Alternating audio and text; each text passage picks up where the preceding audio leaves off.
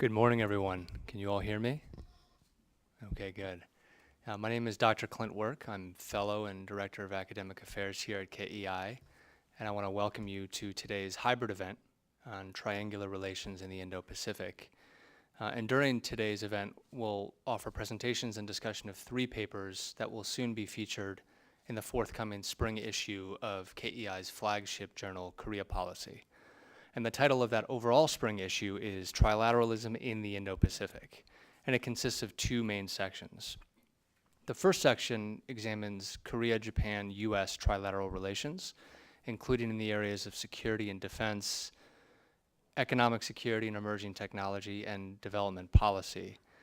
And the authors of those papers presented earlier drafts of their work at a KEI event held in partnership with the Jackson School of International Studies at the University of Washington in Seattle, and videos of that are on our YouTube channel and website as well. So I highly recommend those. The second section of the spring issue goes beyond the US-Japan-Korea trilateral relationship to explore several other important triangular relationships in the Indo-Pacific region. And that includes the South Korea-Vietnam-US relationship, South Korea-Japan-China relationship, and finally, the relationship between North Korea, Russia, and China.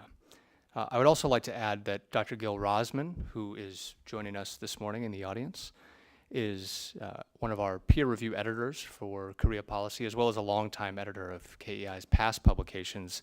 And he's written a fantastic introductory essay for the spring issue, which explores the concept of triangularity in international relations and places current efforts toward trilateralism in a broader bipolar geopolitical context. In terms of today's overall run of show, we have 3 panels, each of which is 40 minutes, and we're going to transition between one to the next without any breaks, so I ask for your patience and understanding as we play a bit of panel musical chairs. In terms of the run of show for each panel, our author will present their work, after which our discussant will respond with their feedback. We'll allow some back and forth between author and discussant, and then we'll open things up to you, our audience, both here in person as well as online. So without further delay, let's get to our first panel, which will explore Vietnam-South Korea-US relations. And our speaker has made a very long trip to join us here from Hanoi, so we're very grateful that you've made such a journey. And for his longer bio, you can check KEI's website, but just briefly. Dr. Huang is the Executive Director of the Institute for Foreign Policy and Strategic Studies at the Vietnam Diplomatic Academy. And his co-author, Dr. Ngoc Nguyen, who could not join us today, is the Assistant Director General of the Institute. I believe joining us virtually, if I'm not mistaken. So hello, Dr. Nguyen. I'm going to pass things over to you, and you can kick us off with a discussion of your paper and findings. Thank you, Clint, for those introductory words. And thank you, Mark, for, I'm very honored to sit on the same panel with you. I think we've met before. Thank you, all of you, for joining our discussion today, and thank you, the KEI, for having us here in Washington, D.C. You know, it's a very busy time at the Diplomatic Academy of Vietnam. We just hosted, you know, the launch of our initiative. It's called the ASEAN Future Forum, and it's going to be an annual event, a flagship event of the Diplomatic Academy of Vietnam. But you know, because I found the suggestion of Clint so attractive, so I decided to come and to share my perspectives with you on an emerging but very attractive concept of you know, trilateralism in international relations today. So I already submitted the paper, but due to the luxury of being here today, so I'm not gonna repeat the points that I already made in the paper, but trying to expand a little bit further my thinking about you know, the potential of this trilateral cooperation framework in the coming time.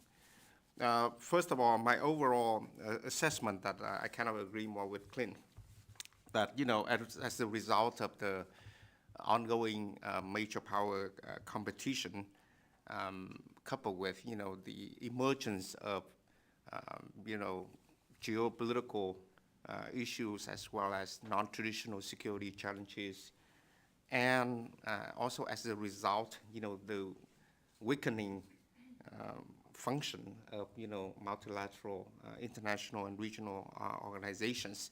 At the same time, we also witnessed the emergence of, you know, a kind of type of behavior of many countries, particularly middle and small powers. Is what we call, you know, a strategic autonomy of many countries worldwide.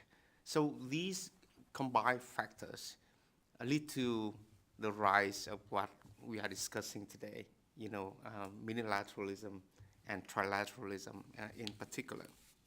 So that's my overall assessment of the situation. Point number two, about something about theoretical perceptions that we are having now.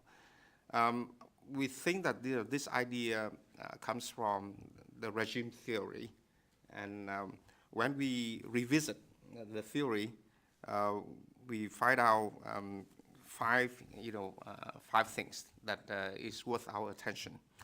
Point number one, trilateralism is not only a combination of three bilateral relations, and this is a kind of expanded socialization process that could generate its own dynamics, and it could also influence individual countries' behavior as well.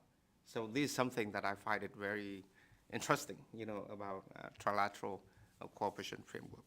Point number two, the regime theory can explain the creation of trilateral groupings by noting that compared to bilateral and multilateral cooperation, trilateral cooperation provides a middle ground where trust can be established and tested more easily than in multilateral settings, while still allowing for a broader range of interests to be addressed than in bilateral arrangements. Point number three, the smaller number of parties involved in trilateral cooperation makes it easier to find common ground and build confidence among the participants. At the level of institutionalization in trilateral cooperation is often less formal than in multilateral frameworks, and allowing for more flexibility and adaptability to changing circumstances. Point number four, by focusing on a limited number of participants, trilateral cooperation can achieve consensus more easily and implement decisions more swiftly, exemplifying regime theory's emphasis on the practical functionality in international cooperation. And the last point, the norms and rules developed within these trilateral regimes can serve as models or pioneers for broader multilateral regimes, demonstrating the dynamic interplay between small group effectiveness and larger international norms. So those are some theoretical takes of mine about this topic. Point number two, about our perception of trilateral cooperation. So Vietnam views trilateral cooperation within its overarching foreign policy framework, what you may all know about independence, self-reliance, diversification, and multilateralization. And this approach, established during the renovation process, enabled Vietnam to engage with a variety of partners while maintaining our autonomy and also our commitments to multilateralism and an international law-based order. Point number two, about our perception. In our foreign policy, we have a very traditional but very important trilateral framework. It's called CLV, standing for Cambodia, Laos, and Vietnam Cooperation Framework. And it is arguably the most notable example of Vietnam's trilateral cooperation. This grouping is arguably of strategic importance to all three countries and predicated on geographical proximity, shared historical bonds, share regional and sub-regional interest, and stability and development. So just want to highlight the importance of this mechanism in our foreign policy. Point number 3, engaging in trilateral cooperation with Laos and another external partner, Vietnam, Laos +1, for example, or with 2 external partners, Vietnam +2, is likely to offer Vietnam significant strategic security advantages and also, developmental benefits as well. And we think that the niche of this approach in our foreign policy is, to promote the kind of issue-based trilateral cooperation framework with, the major powers, with outside partners, or even, with international organizations. So these are, some of the models that we may want to explore. However, it is also worth noting that the establishment of meaningful trilateral cooperation needs deep research beforehand and a realistic roadmap to connect all the key interests of relevant parties. Also, trilateral cooperation is mostly functional, not the best tool for a country to enhance its international status and prestige. So that's my take, on the importance of trilateral cooperation framework in our foreign policy. About some guiding principles in our approach to trilateral cooperation. Point number 1, in pursuing trilateral cooperation, Vietnam is always careful to avoid creating a kind of impression that it is forming alliances or groupings aimed at opposing a third party. So that is very critical in our foreign policy. And this, however, with the right selection of partners and skillful selection of area of engagement within the framework of what we call, our independent, foreign policy, as well as, the 4 nobles principles in our defense policy. You may find it in the 2019 version of our defense white paper. It's pretty well known. So I think with that approach, this concern can be mitigated. Point number 2, that Vietnam needs to ensure that its trilateral cooperation does not undermine existing multilateral frameworks, particularly ASEAN. And in reality, this is not a major issue for Vietnam, given the fact that we still actively contribute to ASEAN, and our partners tend to be partners of ASEAN too. So, for example, in this case, Korea and the US are also, very committed partners to the ASEAN process as well. Point number 3, the success of trilateral cooperation involving Vietnam depends on the country's ability to identify and pursue shared interest with its partners while maintaining its strategic autonomy and commitment to multilateralism.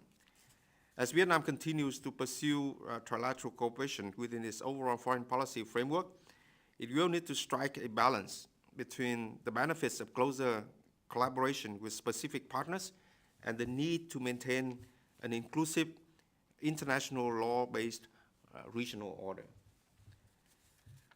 The last point I want to mention, which is more relevant to the workshop today, is about some of my recommendations for US-ROK-Vietnam trilateral cooperation.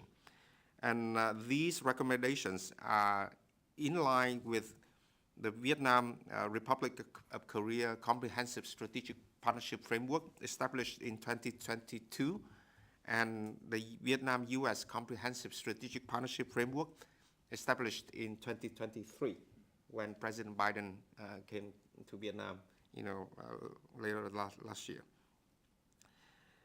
And, my recommendations for this trilateral cooperation framework is more about, a very emerging but very critical area of cooperation in our partnership, which is about science and technology, digital transformation, green transformation, energy transition.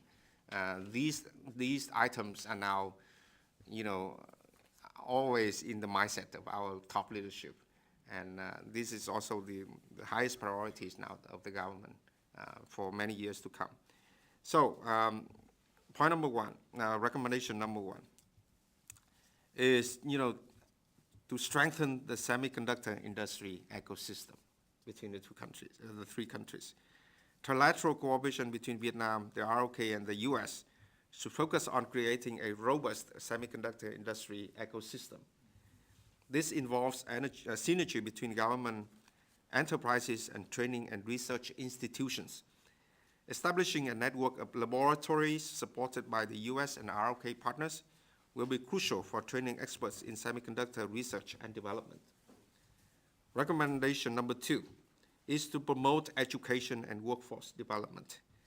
Collaborative efforts should prioritize educational projects to ensure a skilled workforce in the semiconductor industry. Trilateral cooperation can enhance curriculum development, best practice sharing, and internships in laboratories and factories, leveraging existing partnerships between Vietnamese institutions and US and ROK partners. Recommendation number three, investment in fabrication facilities. Accelerating investment in fabrication facilities is imperative for building a complete semiconductor supply chain in Vietnam. Recommendation number four is about AI development and integration.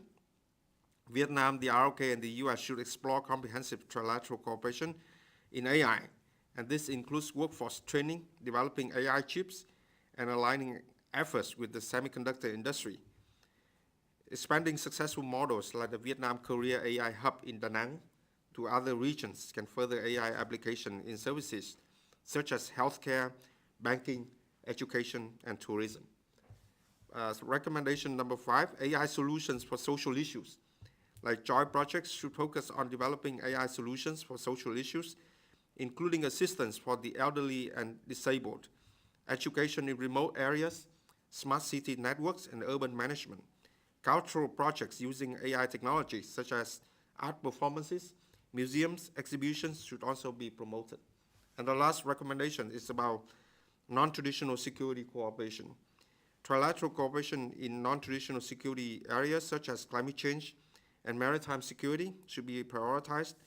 This includes joint research and technology sharing for renewable energy, climate resilience and adaptation, as well as capacity building for maritime domain awareness, disaster relief, and combating transnational crimes at sea. Collaboration in marine scientific research and biodiversity preservation will also be beneficial for sustainable development. And the last point is that we are now working on the agenda of our upcoming ASEAN Future Forum in 2025. So we are also thinking about incorporating some of these new ideas for some panels of our discussion. So we look forward to continue and sustainable partnership with the KEI and with the think tanks here in the US for that purpose. Thank you for your attention. Thank you, Dr. Huang. I appreciate you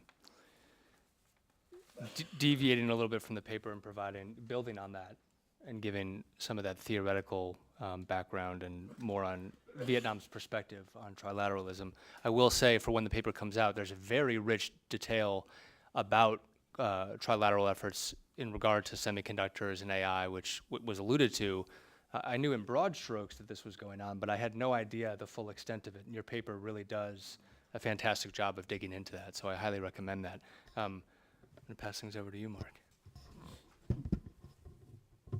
Thanks, Clint, and thanks for inviting me to participate in this panel discussion. I mean, minilateralism is certainly an important trend that we're all following closely. And it's an honor to be on the panel with Dr. Huang.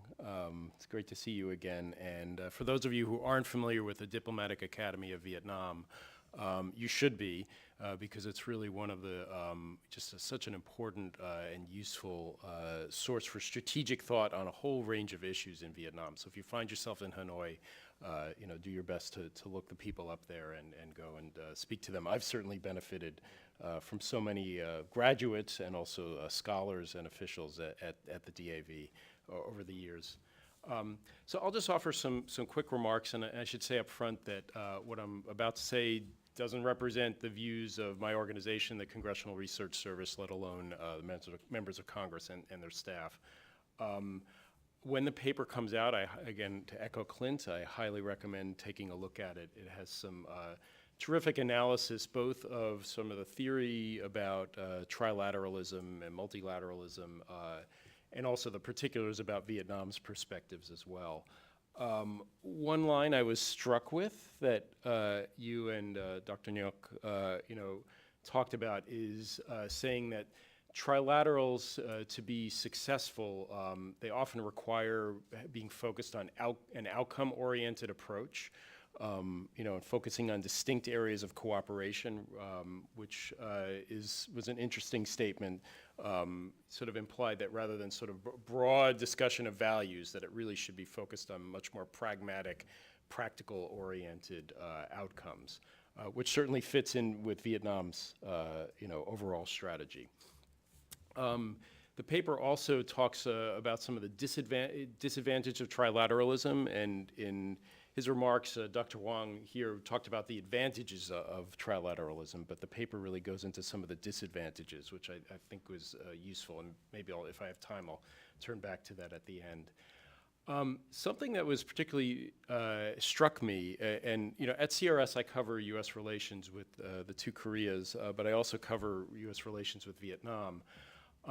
And as Dr. Huang mentioned, over the last couple of years, Vietnam has upgraded its relations with South Korea, the United States, Japan, and Australia. It's clearly a concerted effort to tweak, if not shift, Vietnam's foreign policy approach there. And in the West, most scholars who follow Vietnam have interpreted this as a desire by Vietnam to sort of adjust to the changes in the overall geopolitical environment. Vietnam is constantly searching for a balance among the outside powers, particularly the major powers.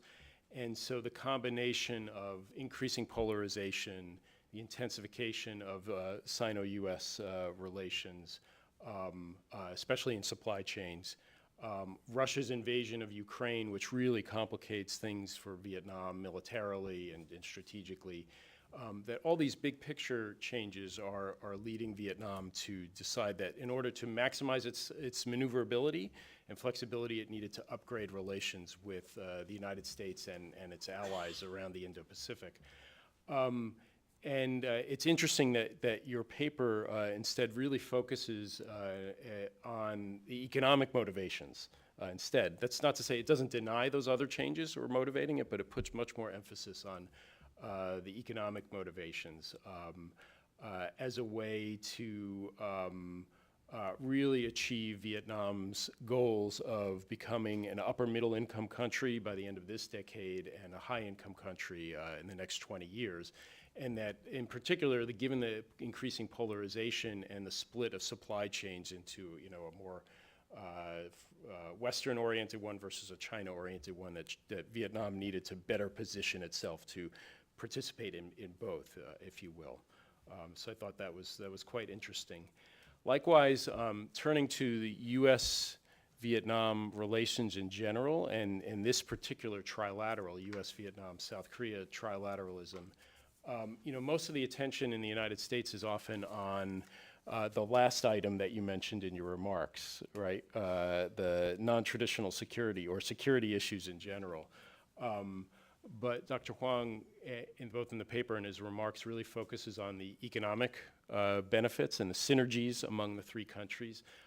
And again, this isn't surprising given Vietnam's particular goals and concerns with trilateralism, and concerns in general that, in upgrading its relations with the United States and its allies, that it doesn't go too far in going out of balance in its relations with China. How am I doing on time? You're fine. 2 more minutes. Okay, great. Okay, so a couple of last remarks. Let me turn back to the challenges of trilateralism, and this one in particular. I think that one of the key disadvantages, and maybe we'll get to this in the other panels as well, of trilateralism is managing different perceptions and expectations of the grouping. That's especially pronounced in this trilateral arrangement, US, Vietnam, South Korea, because we have different perceptions of China. And maybe we could get into that if we want to probe that in discussions. Also on economic issues, you know, Vietnam is really coming into its own economically. It briefly became a top 10 trading partner for the United States, and in some ways could emerge as an economic competitor or rival down the road for many South Korean and American firms as well. And you know, if that does happen in the future, could that create problems and tensions in the trilateral relationship?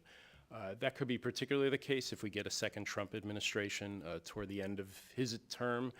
President Trump started to really focus on the U.S. bilateral trade deficit with Vietnam, which has only grown in the years since then. Also, you know, there are tensions among the members, particularly between the U.S. and Vietnam, that could be exploited, and the paper goes into this a little bit, especially on human rights and U.S. criticisms of Vietnam's human rights record.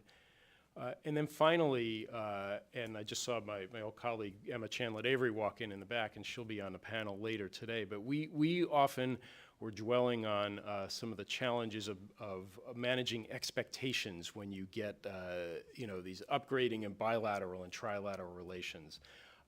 And this, I think, could be a real challenge in this trilateral relationship because there's been so much press being put on, for example, the upgrading of US-Vietnam relations. And whenever you upgrade a relationship in a major way that generates a lot of press, you also generate a lot of attention and perhaps expectations that cannot be realized. And again, this comes back to China. And if there are expectations, particularly among politicians, for example, here in the United States, that expectations that Vietnam is going to do more, say, to help out with the Taiwan scenario or be more aggressive in pushing back against China or helping out the Philippines in its you know, clashes with China over the South China Sea, that's very highly unlikely to be realized. And again, that's not I'm not criticizing anyone here, but it's just sort of a nature of Vietnam's foreign policy posture. So managing those expectations both within governments but also within the broader policy community is critical to making sure that these trilateral relations are successful. So let me end there. Thanks. Thank you, Mark. It's funny, you raised many good points, but the point on interest from the Western point of view on security issues, maritime security specifically, in my notes and suggested revisions on the paper, maybe I've been infected by this view as well. I said, could you put some more on maritime security? But with the understanding that this is a feeling that people want to know, but I wanted to know from the Vietnamese perspective on that point. One thing on yeah, that? please do. And one reason I think that's important is because, you know, this has been an area where the U.S. and South Korea and Vietnam have been quietly cooperating. You know, South Korea and the United States have been working to upgrade Vietnam's maritime capacity, but they've been generally very quiet about it, so I can understand not wanting to call attention to it, but it is something that could be done. A lot more could be done in that area. Dr. Hong, I want to give you a chance to respond to Mark's comments. We started 5 minutes late, so we'll end this panel at 10:45, so that gives you some time, and then we'll open things up to audience for questions. Thank you, Mark, for your deep insight into Vietnam's foreign policy. And, you know, I think you are also very good at reading our mind as well. But again, you know, just want to emphasize this is my personal opinions and do not necessarily reflect the position of my government or the Diplomatic Academy of Vietnam. And I will start with your last point about managing expectations. And I think this is all about, you know, the trilateral cooperation framework. Normally you see global or multilateral cooperation frameworks tend to be over-ambitious. with an agenda full of so many things, with limited resources, and also subject to, different interests, different kinds of alignments, within that too broad, cooperation framework. So I think trilateralism is also about managing our expectations. Trilateralism is also about kind of gradual approach, confidence building, approach, and starting from some simple, feasible, functional cooperation that fits well, the interest of individual countries. So that's why, I do not incorporate, so many things in the recommendation part of my paper, and just to draw your particular attention to an area that, a priority that the Vietnamese government is very much interested in at this point in time. Of course, you are right to figure out, lots of things already mentioned in, the joint statements of the comprehensive strategic partnerships between Vietnam and Korea and between Vietnam and the US. For example, in the US-Vietnam CSP, we have a list of 10 priorities, of our cooperation. So you name it, it's a long list of things to be done. But, within the trilateral framework and within the overarching foreign policy framework of Vietnam, we think, I'm also a future-oriented person, and I'm also a result-based practitioner. So I want to draw your attention to that particular area of, technology, workforce, development in that area, particularly on, semiconductor and AI, which is now a very strong interest, of the Vietnamese government at this point in time. Thank you. Thank you, Dr. Huang. I want to open things up to the audience. We have just under 10 minutes. So if we could gather maybe 2-3 questions if we have them in the audience, or from online. If you do have a question in the audience, I see someone raising their hand. Please wait until we bring a mic to you. Looks like we have 2 hands up. Do I have a third? I feel like an auctioneer. Well, oh, I have a third, okay. We'll hold for there, and we'll also gather. Looks like we have some online. We'll turn to those after we address these. I'm Peter Humphrey, an intelligence analyst and a former diplomat. Vietnam is about to, or soon will, engage in a major upgrade of its military capabilities. And it's not going to do what Russia does, run to North Korea and get the cheapest stuff it can get its hands on. It wants to leap forward several generations to get state-of-the-art weaponry. And it's talking to the United States, for example. And I'm wondering if there could be a certain concession that Vietnam makes to Korea and the United States. Because one of the complaints that that Korea has is that North Koreans who are trying to get the heck out of North Korea are compelled to transit across China to Vietnam. And Vietnam has made it plainly clear that it can, if it catches them, detain them, and in some cases, return them to North Korea. I wonder if perhaps the government of Vietnam could make the concession to just allow those people to go to the airport in Hanoi and get the heck out of there, rather than detaining them, given that relations with North Korea are certainly not going to improve in time. And if perchance that concession could be made in consideration of armament purchases from South Korea. Could you pass the mic to your neighbor right here? Hello, my name is Jae-Hyung. I'm a master's student at SAIS. Perhaps my assessment is incorrect, but when you have a country or a group of countries that openly rejects the idea of choosing a side, so to speak, and emphasizes their centrality and their ability to stay neutral in strategic competition.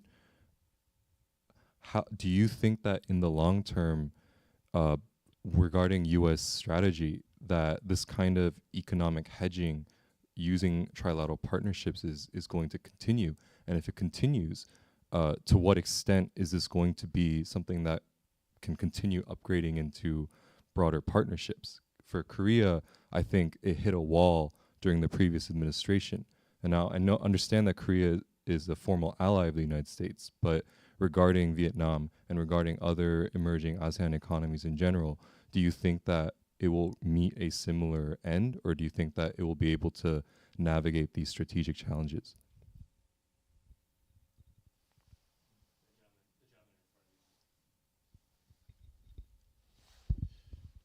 Richard Coleman.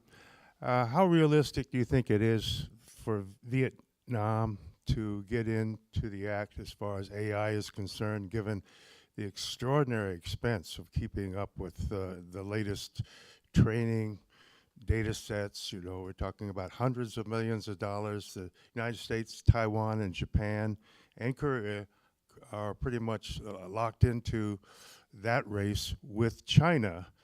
And it's not clear right now how another country can sneak into the game. It is, as much as, you know, personally, I loved Vietnam when I was there. Well, we have 3 questions there: potential concessions around North Korean defectors, refugees, the potential limits of such groupings, and then also the enormous cost of AI development, which I think you do allude to in the paper on that last point. But anyway, Dr. Huang, if you want to respond to those as you choose. Thank you for all the comments and questions to me. That reflects your attention to my paper and my perspective. Just to, instead of going to different comments and questions, just want to emphasize that, you know, it tends to be natural that, you know, especially, you know, the Western thinking tends to look at, you know, these kind of cooperation frameworks primarily through, you know, the military and security lens, and also through the lens of, you know, the strategic competition between the major powers. We, as a small power in Southeast Asia, of course, we are aware of our limited leverage, you know, in interacting with the major powers. But at the same time, we are not that pessimistic. We still believe that the small and middle powers, you know, still have agency. And especially, you know, within the framework of ASEAN cooperation, we can have that kind of collective agency. And especially the agency, you know, to raise our voice and to forge any collective actions that help contribute to peace, stability, and prosperity in our region. So that's you know, that's the common approach of ASEAN and also of Vietnam as well. So you know, I want to just highlight our approach, you know, to this emerging, you know, idea of trilateral cooperation between Vietnam, US, and Korea. I know that, you know, this might be very sensitive, you know, to talk about in the current context of, you know, rising competition among the major powers. But we think that, you know, it is not, these are not exceptions. It has become, you know, a very common practice worldwide, including even the US or China or Russia are all engaged in multilateral cooperation. So you talk about the global south, right? You talk about, you know, different alignments. And, you know, my first part about some theoretical observations and also my observation about the common practice now in international relations, I find it this is a very normal thing. But it depends on how you look at it and how you approach that kind of cooperation framework. So that's why I tend to look at, as an incremental, gradual confidence building, approach to cooperation. And these kind of trilateral cooperation frameworks, number one, should contribute to peace and stability and prosperity of the region and the world at large. Number two, they don't necessarily need to undermine the existing multilateral frameworks, particularly the United Nations. And here, all of these trilateral relations, I think, reflect also the importance of ASEAN and ASEAN centrality in the regional, architecture as well. And number three, I think, we should start from, something simple and feasible. Don't put it, don't expect too much, from these trilateral cooperation frameworks, and be practical. And I think, the practical and less sensitive ways of working together is to pick up something related to development, something related to the well-being of our people, related to economic development, for that all countries need, and start from there. I think, this is also the point, presented by Indian Foreign Minister at the recent Raisina dialogue. He said that, India's approach, of course, India also still supports, the United Nations and global and international governance. But at the same time, it is also promoting unilateral cooperation frameworks, and hope to expand the common ground and consensus on fundamental norms and rules and best practices of working together. And he's hopeful that the success of those multilateral frameworks can contribute to the revival of multilateralism and international law that we all comply with. Yeah. Thank you, Dr. Huang. We do have an online question, but I'm going to have to, given time, follow up with our speaker individually and get back to the questioner with that answer. We structure these events so as to maintain audience attention and try to give depth of attention to the subjects themselves. Of course, 40 minutes is not sufficient enough, but we have. Can I jump in with Please do.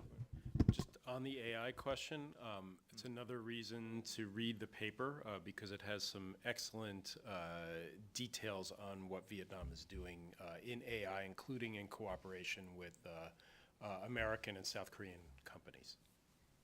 Sorry to skip that part of the question, but we are pretty hopeful and confident about our ability to join the AI race. For example, we have pretty strong workforce on ICT, and because Vietnam is well known for our software exports. And now the country, the government is promoting startups and innovation, especially among the young people. And so this is a very predominant trend in Vietnam. And you see, not only our government, our people, but also our partners outside are increasingly interested in the Vietnamese workforce and also Vietnamese market. I know that AI is less capital intensive and less technology dependent. But I think the very important asset of Vietnam is our labor force. Thank you. Thank you, Dr. Huang. Again, stay tuned for the paper. It will be out soon, and it does get into very rich detail. Well, thank you, Dr. Huang and Mark, for joining us. And I'm going to ask our second panelists, Dr. Lee and Emma Chanlett-Avery, to join me up here, and we'll quickly shift chairs.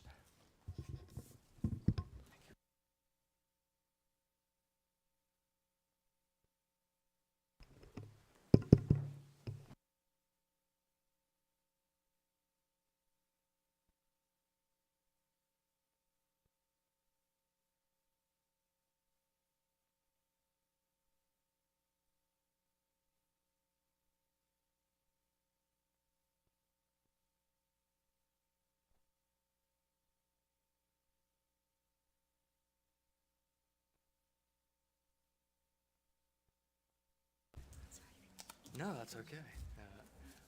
All right. Let's jump right into it. Our second panel is going to explore Korea, Japan, China trilateral relations. And given current developments, we really couldn't have held this panel at a more auspicious time. I think people may have tracked the South Korean foreign minister just recently was in Beijing meeting with Wang Yi, the Chinese foreign minister, and if reports are accurate, on the 26th or 27th of May, there will be a trilateral summit between the three countries held in South Korea, which will be the first such summit, if I'm not mistaken, since 2019. Correct me if I'm wrong. So we're very pleased to have Dr. Lee Sung-hyun to have written a paper for us and to present it. He is a senior fellow at the George H.W. Bush Foundation for U.S.-China Relations, and his discussant is Mark's former colleague, Emma Chanlett-Avery, who's currently the deputy director at the Asia Society Policy Institute here in Washington, D.C., as well as the director of political and security affairs. So without any delay, Dr. Lee.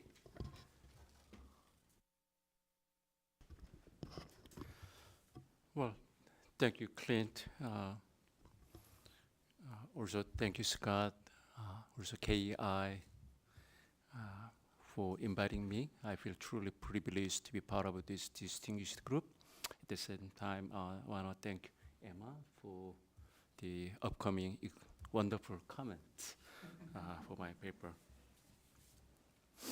The first time KEI invited me was more than 10 years ago. North Korean leader Kim Jong-un's father suddenly died. And KEI mistakenly believed that, at the time I was in Beijing, mistakenly believed that I know something about his death. I did not. But I pretended I know something and got the invitation. So life is all about grabbing opportunities, sometimes serendipitous opportunities. So this time I also checked when they invited me whether someone died in North Korea. I checked Kim Jong-un, he's okay. I checked Xi Jinping, he seems to be okay. Okay. And the Asia editor of a prominent UK magazine visited the trilateral office, South Korea, Japan, China. The trilateral office is located in Seoul. So the Asia editor of Economist visited the office. And when you enter that office, there are three countries' flags side by side, Korean flags, Chinese flag, and Japanese flag. And his first impression was that, this looks so unnatural. Just to see three unlikely countries to cooperate together. So I'm talking about unlikely trilateral relationship in a sense. And actually many people don't know there is a trilateral relationship, actually very institutionalized trilateral relationship exists among South Korea, Japan, China. People usually think about it during as the first session mentioned, trilateral relationship is US-driven, South Korea, Japan trilateral relationship, Camp David. But actually there is a trilateral relationship that is actually institutionalized, and actually they have an office. And so far they have had 8 trilateral summits since 2008. And if things materialize, they'll have the 9th trilateral summit at the end of this month. So how it all started, this unnatural trilateral relationship? It was 1999. There was a breakfast meeting among on the sidelines of ASEAN meeting, ASEAN +3, and in Southeast Asia, and Kim Dae-jung and Oh-bu-ji and Chu-long-ji, Chinese premier, 3 of them got together and sat down for breakfast. And it was just in the wake of Asian financial crisis, and these three countries realized that, in a way, united we stand to overcome a lot of global uncertainties. We also have to unite and find areas of cooperation, deal with common challenges.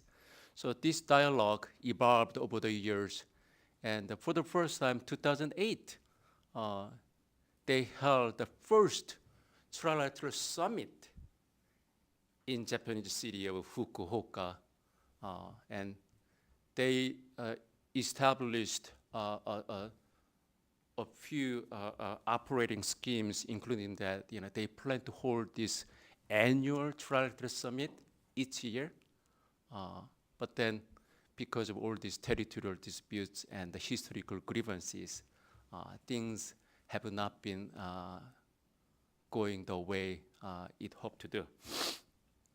But it's very, at the same time, I want to point out that the kind of desire for trilateral relationship in East Asia was among intellectuals, political leaders.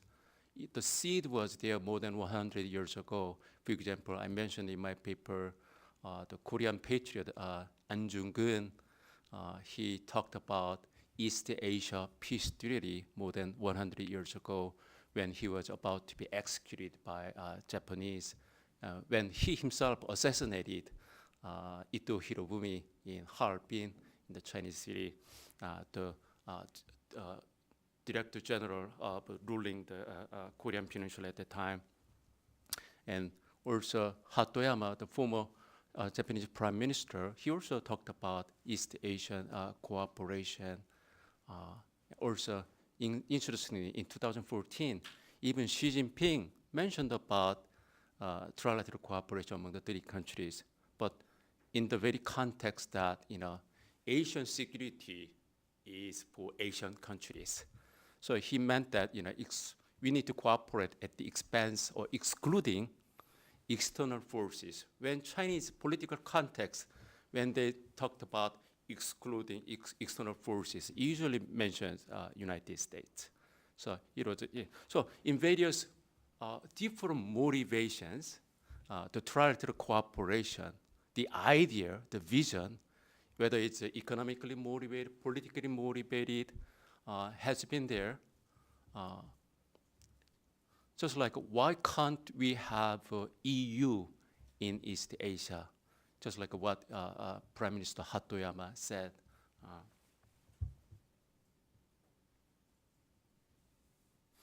And the three countries have had two prominent issues that are preventing them from cooperating. One is, as I mentioned, historical grievances, and there is another pillar that is territorial disputes, Senkaku or Diaoyidao in Chinese, or even Dokdo or Takeshima, now East China Sea, South China Sea. And there is also the historical component that everyone knows about. But now there is a third pillar that is US-China rivalry. And I think that given the tremendous challenging environment where this trilateral relationship has been on and off for the last 15 years or so, having another challenge of a US-China rivalry will have a very, I'm not going to say crippling effect, but then something similar to that effect. It'll greatly limit the already narrow space for cooperation, because the US-China rivalry is here to stay for the next, in the coming decades at least. So this is opportunities, but then, I want to talk about opportunities, but probably, the reality on the ground is that there is also diminishing opportunities and challenges there. And even April, 1 month ago, the trilateral relationship, there are many things happening between the three countries. For example, South Korean Foreign Ministry summoned Japanese ambassador to Seoul because Japan just released new middle school student textbook, and which downplayed historical atrocities. So South Korean Foreign Ministry, even under Yoon Suk-yeol, which is a pro-Japan, pro-United States president, their ministry, foreign ministry, had to summon Japanese ambassador to protest that, publishing this kind of, textbook, runs counter to the trend of improving bilateral relationship between South Korea and Japan. That's happened in April, less than 1 month ago. And between South Korea and Japan, and between Japan and China, the former Japanese defense minister, Inada Tomomi, visited the Senkaku Islands and stayed there for 3 hours using drones to inspect the area. And the 2 coast guards from Japanese side and Chinese side, they confronted each other. And it was the first inspection by, he's now lawmaker, so it was the first inspection by Japanese lawmakers in the last 13 years in the Senkaku Diaoida Island period, the area. And now both, in the same month, both South Korea and China protested against Japan because Japan's Prime Minister Kishida made offerings to the Yasukuni Shrine, the place where Class A World War II criminals are enshrined. And number 4, Japan labeled China as the greatest security challenge. So these things are happening in the same month, just to show how tremendous challenges that they are already dealing with among the 3 countries here. So, of course, there are economic interdependence part that everyone has been emphasizing, that South Korea, China, Japan, they take 20% of global population, 25% of global GDP, and 20% of global trade. So if 3 countries cooperate with each other, it will be a tremendously important force if they cooperate together. But I think the reality on the ground, the geopolitics, I think is making things very challenging. At the same time, at this particular period under Yoon Suk-yeol government, where South Korea is also thinking very hard to de-risking from China, but then they also realize that de-risking from China is very difficult because they did a confidential report. Kiev is a South Korean state-run institute, think tank. Actually, Kiev, I think, has something to do with KEI as well, right? Yeah. They did a confidential report and survey, and what they did was that South Korea, among those 1,000, actually 956 items, close to 1,000, South Korea relies on China 70% of entire raw materials that are used in South Korea's industrial components, including electric cars. 70% of key materials out of 1,000 key materials, that 70%, South Korea relies on China. So if China bans, then what's going to happen? For example, South Korean company LG Energy Solution provides electric battery to Tesla.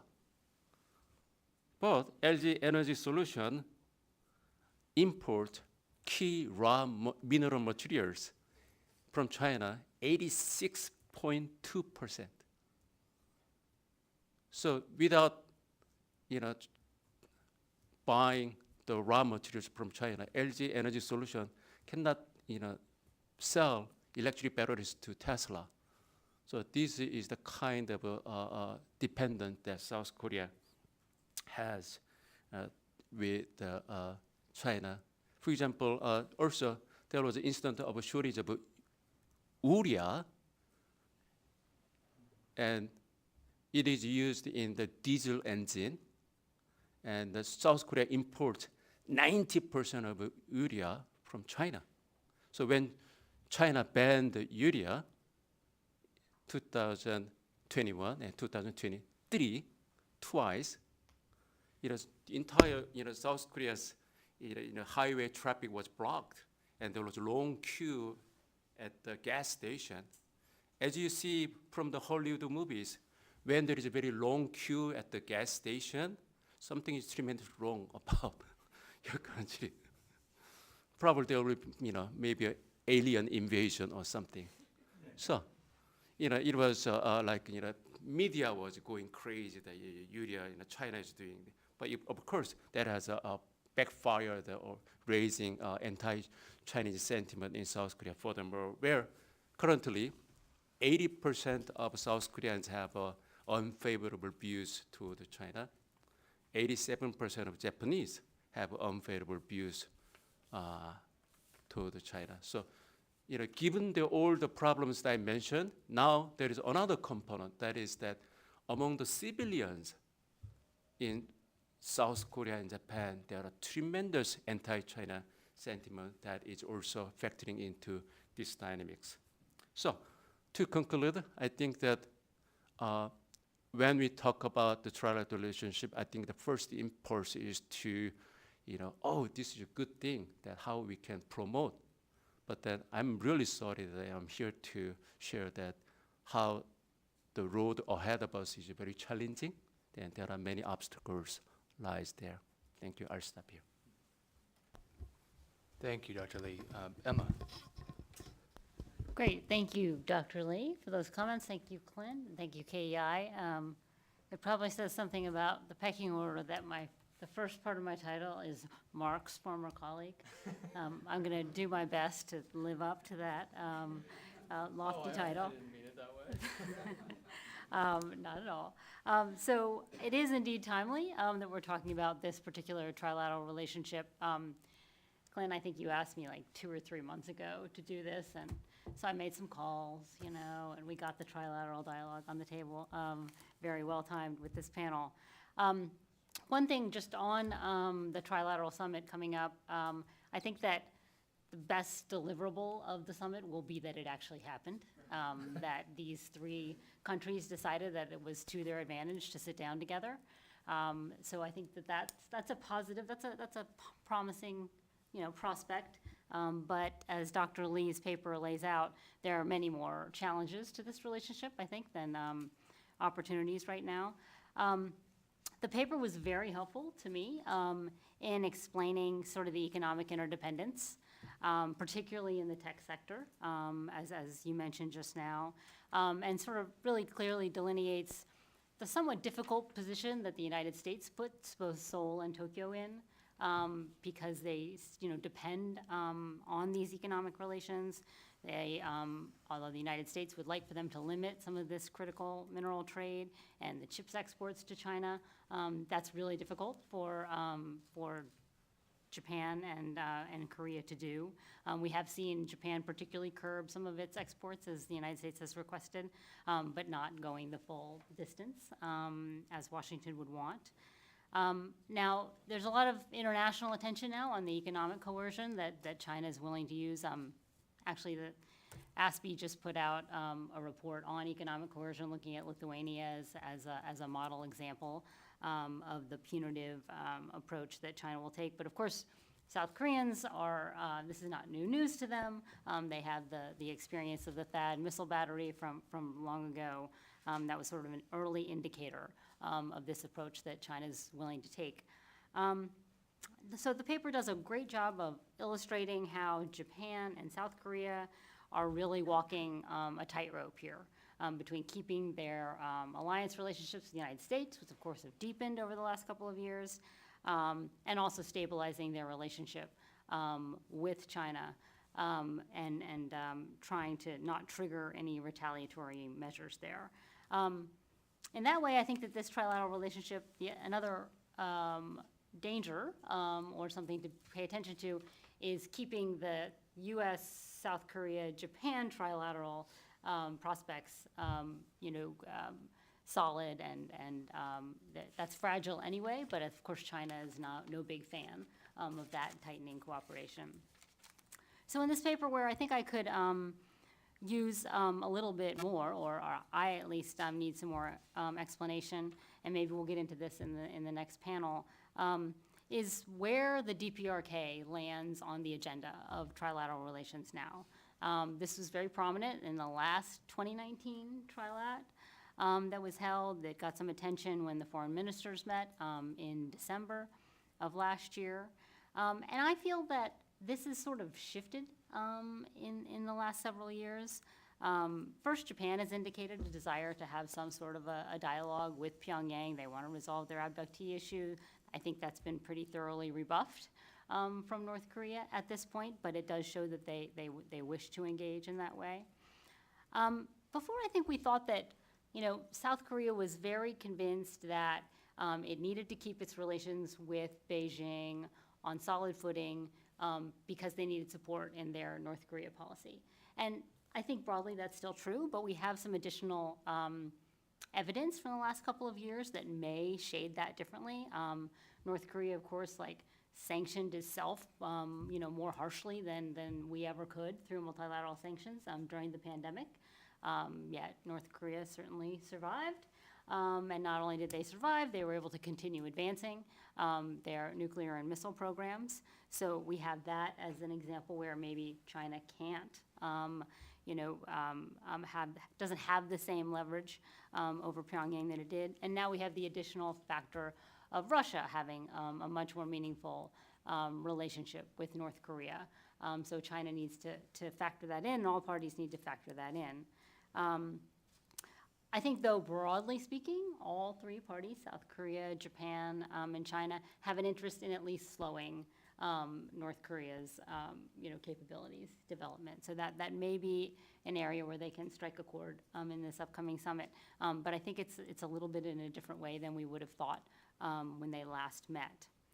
I also come away from your paper not totally sure if the biggest obstacle to more cooperation between these three parties is these historical and territorial issues that you mentioned at the outset, or U.S.-China strategic competition, which is the bigger stumbling block. I think it's probably some combination of all those things, but I tend to think that it's the U.S.-China, it's the geopolitical setting that is the most difficult right now. I just point to the fact that at least Japan and South Korea have been able to not overcome, but set to the side some of their traditional historical tensions in the interest of developing more productive security cooperation, particularly with the United States in the mix. And then just one final thought, and I'll look forward to discussion.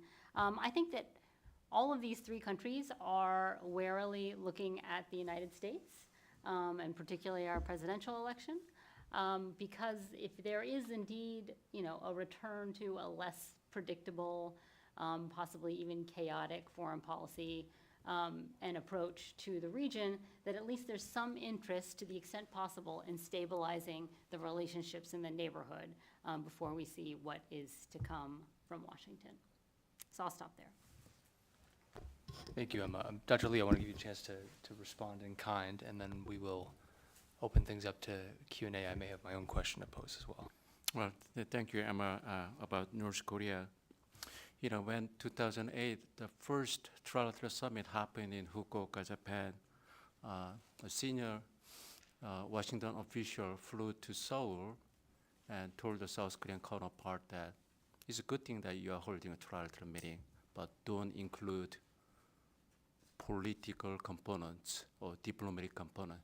Just stay in the economic cooperation. So when three trilateral countries meet, I think Washington also pays attention to it, and Washington also has its own stake. But interestingly, the three countries also initially thought that the main area of cooperation is economy. But when they met for the first time, they also talked about North Korea a lot during their first meeting. And it's included in the text trilateral, the joint statement includes North Korea's nuclear issue as well. So I think the Asians have this tremendous surprising capability to surprise the audience when they meet together. I think there is an element of a surprise there and the caution there. At the same time, I think there is also diminishing areas of cooperation on North Korea, particularly given that, as you mentioned, that intensifying U.S.-China rivalry, and North Korea's strategic importance, just position there together with Russia. I think this is a time that even though Xi Jinping and Kim Jong-un, they have their own personal chemistry issues, but very natural for North Korea's strategic importance to China increase, and there is diminishing dividend for what China could play. But at the same time, using North Korea as a conduit for holding meetings when bilaterally there is less room for cooperation. I think the diplomats have used North Korea as a conduit for meetings, cooperations, and the conferences to talk about many other issues. So North Korea is still useful diplomatically, even for South Korea as well. And the U.S. factor you mentioned, I think you really, really hit the nail on the head right here. That during the Yoon Suk-yeol administration, that both South Korea and Japan, their strategy, very clear. They are both, South Korea, Japan, their strategies, oriented toward, prioritized toward the United States. So that's why South Korea government Yoon Suk-yeol knew that U.S. wants South Korea to improve relations with Japan, and he did it unilaterally, improve relations, despite the fact that 60% of South Korean public oppose that move because of all this historical and complexity that mentioned. Even the complexity here is that even China uses this Asian triad meeting as a chess game piece in its dealings with a bigger rivalry with the United States. For example, China this time very much interested in this trilateral meeting to see the Yoon Suk-yeol government, which just lost local elections, and also economy is slowing down in South Korea. So whether there is a change of attitude or possibly policy from South Korea's position toward China. So China is checking the temperature, whether what has changed in South Korea's domestic politics vis-a-vis China this time as well. Emma, do you have anything you want to respond to on that? Just one thing, I'm not positive I'm right on this timing, but I think that China had sort of resisted going back to this summit, but they suddenly indicated some interest right after the Camp David trilateral summit. So they were, getting engaged, seeing an opening after they saw that partnership develop. I see Gil's hand preemptively has been risen, so we'll go to Gil first, and then Scott is my boss, so I'm gonna have to go to him second, and then Sid, I saw your hand as well. I think there will be time. We're a little behind. I have a question about what the three countries want to achieve in this FTA, in this meeting. I have the view that for China, it's about economics. They want, above all, to strengthen RCEP and even an FTA of the three. For Japan, it's still more security, more concerned about economic security and China's positions in various areas, but there's an economic component too. So the question is, what does South Korea want? And your presentation makes it sound like South Korea is really very concerned about history issues and identity issues, rather than the Yoon administration's emphasis that they're putting these issues aside for now, and they're concentrating on other things, including economic security and geopolitics. So are you presenting the Yoon approach, or are you presenting a more progressive South Korean view with history much more in the forefront?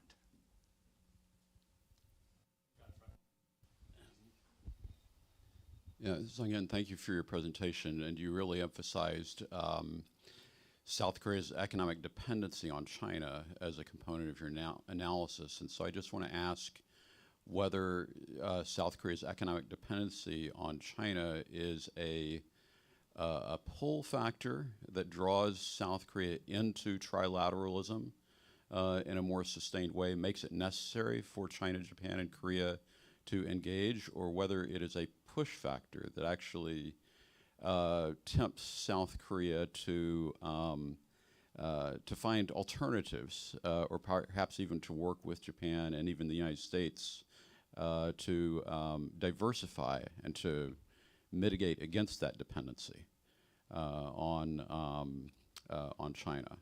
And how does that play into the revival of trilateralism in the form of the meeting that's coming up in a couple of weeks? We have one more hand up front here, Hyun-Sung.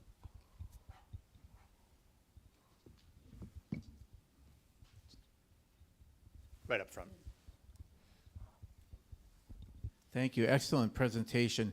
As I listened to you, Dr. Lee, I think you actually made a very strong case for why, trilateral Japan-China ROK cooperation, meetings like this are going to be so critical because of all the various difficulties that you laid out, both in terms of the political issues as well as the economic issues.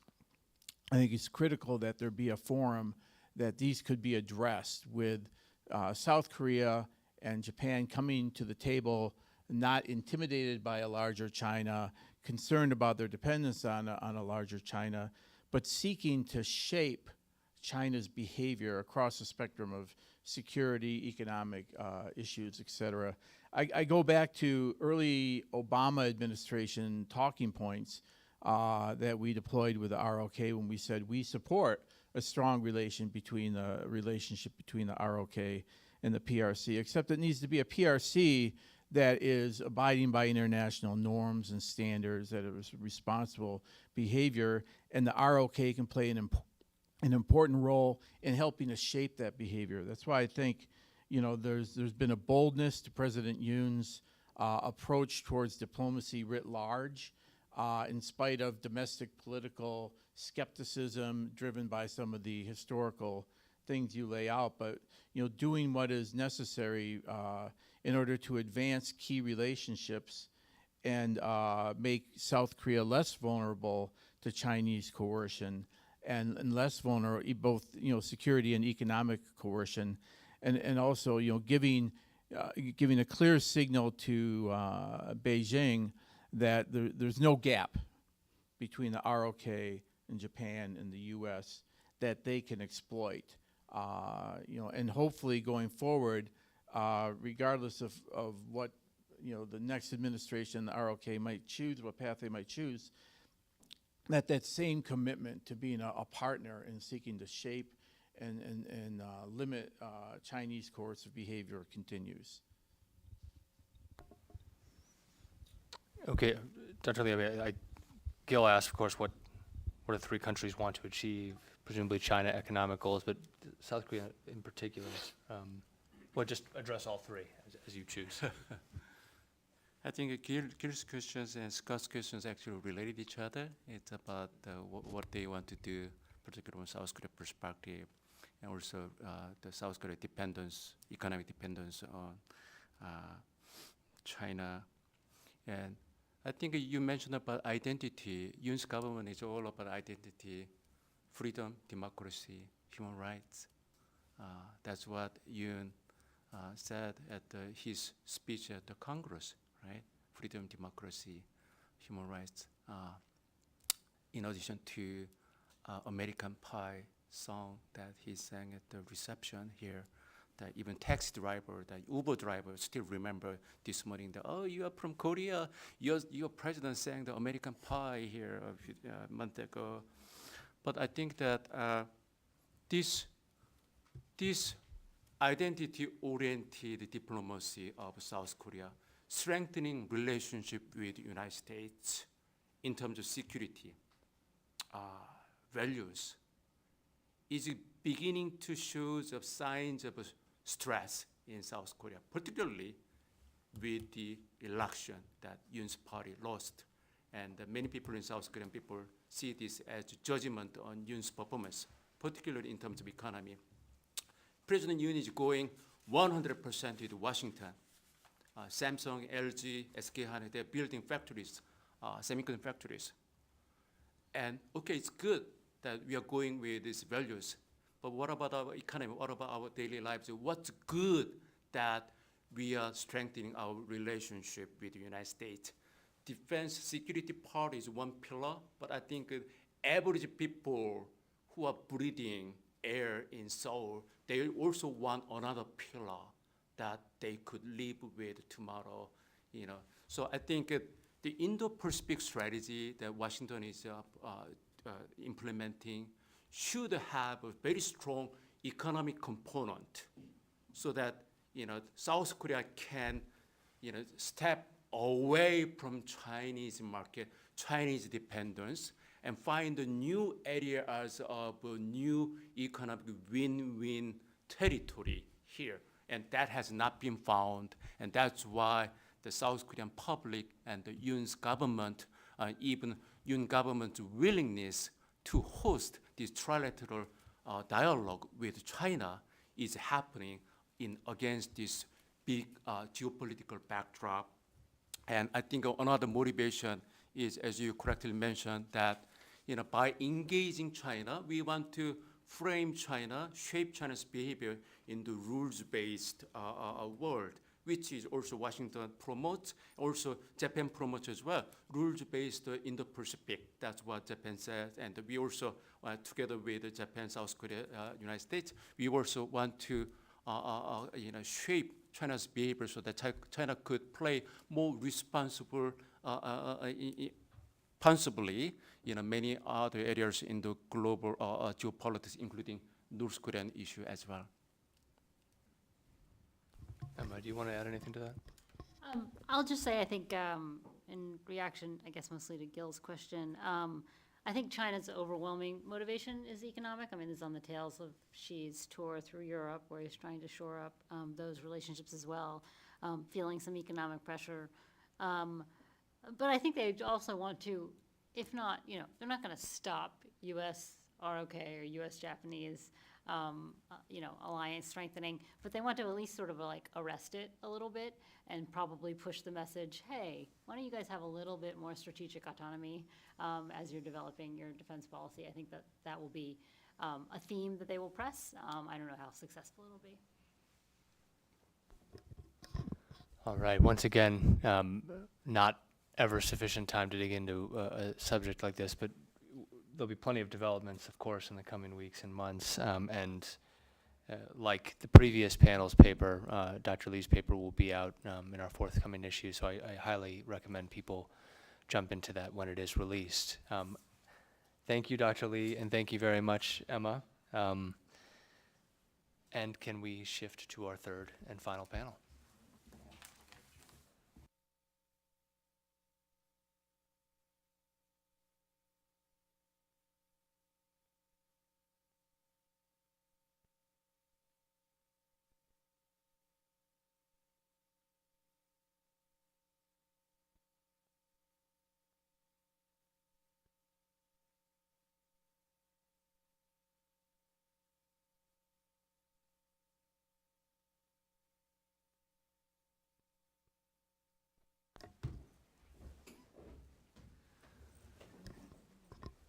All right, well, last but certainly not least, I'm very excited to have what I think will be an invigorating third panel discussion about triangular relations between North Korea, Russia, and China. And I'm pleased to introduce Sid Seiler. I think most are familiar with him. Former National Intelligence Officer for North Korea at the National Intelligence Council from 2020 to 2023, and currently Senior Advisor in a non-resident capacity at the Korea Chair at CSIS. His paper was really an education for me, and I enjoyed greatly going back and forth with Sid over some of our notes, but it was in wonderful shape right off the bat. and also very early delivered, well before the deadline, which I can't express how much I appreciate that. As our discussant, we have Jenny Town, who is the Senior Fellow at the Stimson Center and Director of Stimson's newly established Korea program, and 38 North as well. And in descending order of importance, my former boss and still friend so far as I know. Ascending order of importance for me personally. I'm chastened by Emma's previous comment. That's right, I'm Jenny's former colleague. In any event, I want to pass things over to Sid, and you can kick it off.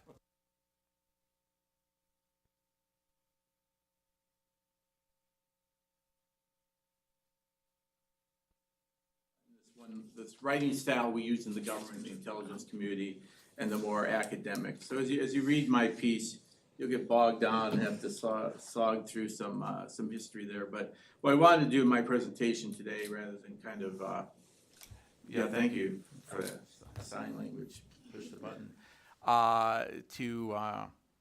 rather than kind of go through the paper, try to give a overview of the key judgments, which may or may not track exactly to the paper. So I urge you, if you're interested, to refer to the paper for a little bit more detail on all these. But it was tough to write on DPRK, China, Russia trilateralism when your immediate reaction obviously is that there's likely no trilateralism per se at work. I wish I had Dr. Huang's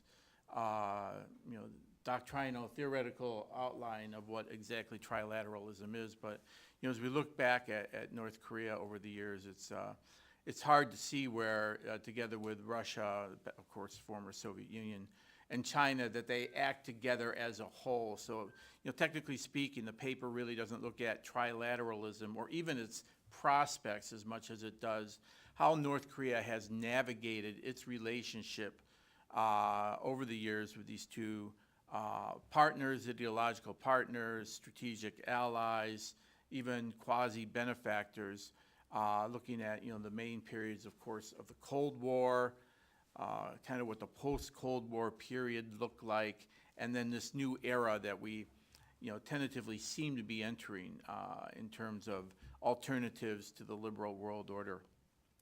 Key judgment number one for me was, or key finding was, there was a need for calm in assessing just what was evolving in terms of what we knew as released by the White House and what was evidenced in terms of the Kim Jong-un, Vladimir Putin meeting on what exactly was the substance of what was emerging. A lot of questions, both tactically about the details of the weapons shipments both ways, what the North was giving to Russia for its use in Ukraine and what Russia was providing the DPRK in return, and certainly premature to make broad projections on what this means from a strategic context. It came at a period where there was a lot of knee-jerk reaction about the fear of a return to a Cold War, descendancy of the United States, descendancy of China, what potential for an isolationist foreign policy in the next administration, despair over Russia's behavior in Ukraine, despair over U.S. policy options on North Korea writ large, and the general sense that nothing was going well. And now here we got this horrible new thing, which almost looked like the plot of some movie, right? That we're seeing this relationship of visits, secret trips, weapons deals, and perhaps North Korea moving to a next level in terms of its pariah-like behavior by its partnership with Russia.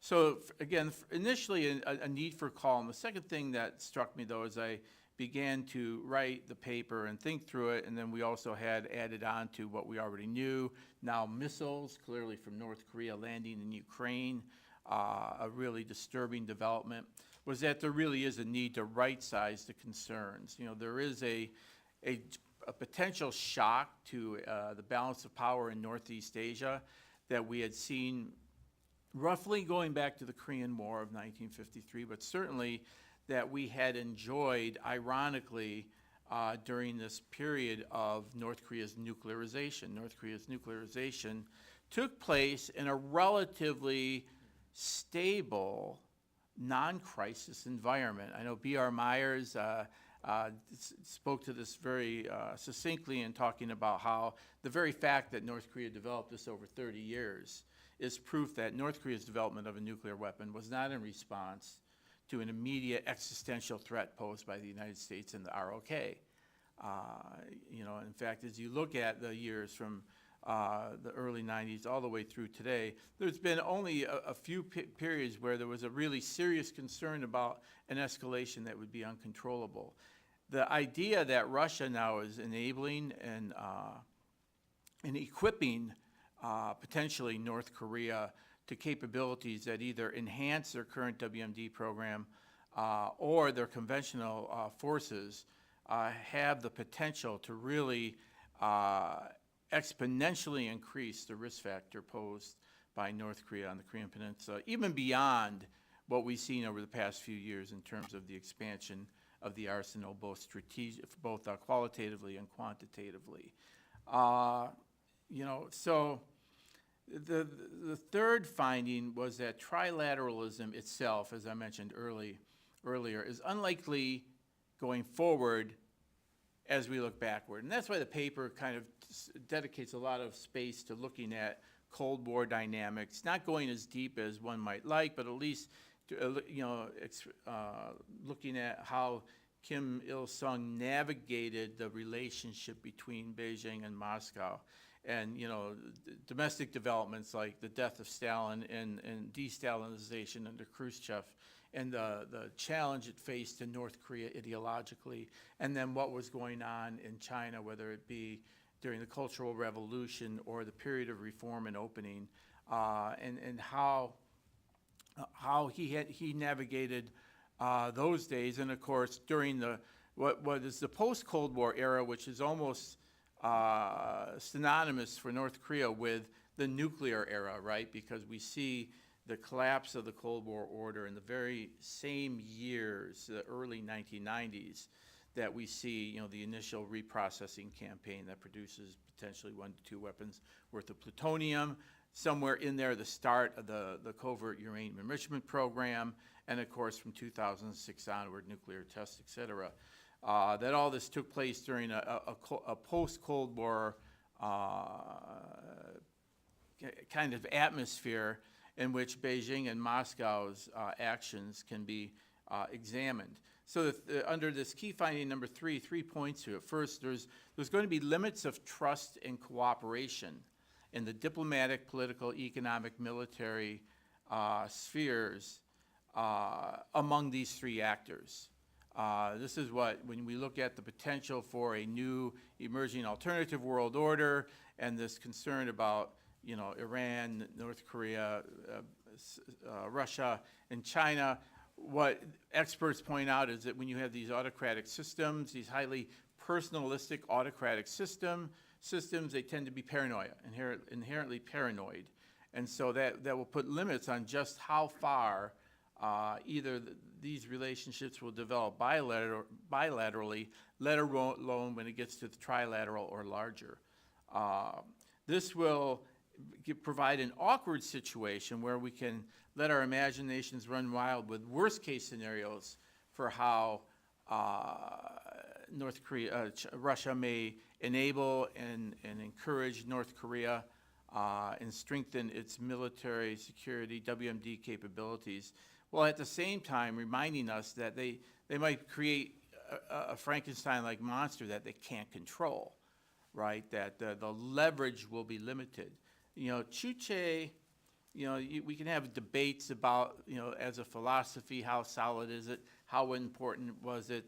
I think even Hwang Chung-yup himself said that, you know, by the end of his time in North Korea, Chuche was not a really serious political doctrine. What one would expect out of a philosopher bemoaning the ignorance of the masses to see the light like he saw the light. But nevertheless, the idea that North Korea does seek to optimize self-determination as it lives in an inherently hostile world where it does not trust outsiders will continue to kind of focus North Korea inwardly in a way where interactions with the outside world avoid creating some type of dependency.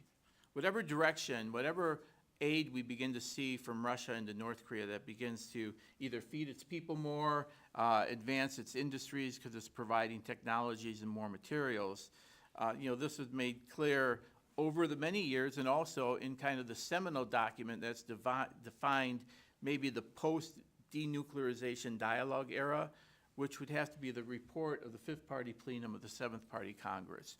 If you haven't read it, it's worth digging out and reading it again, because it talks about a head-on breakthrough offensive, which would conveniently throw out the term hobo, a head-on breakthrough offensive that would, in essence, lay aside any hopes of diplomacy, lay aside any need for sanctions relief, put aside any dependency on external aid, assistance, investment, and through working through self-reliant means, North Korea would make breakthroughs and find a survival path going forward, a survival path that would not be dependent on successful diplomacy with potentially anybody on the outside who is not ready to meet the three demands that he regularly put to Moon Jae-in within the inter-Korean context, but now that he puts to the world, which is, number one, stop cooperating and following the U.S. lead on North Korea policy, stop insisting the nuclear issue be a topic for discussion, and three, stop letting sanctions be an obstacle to our exchange and cooperation.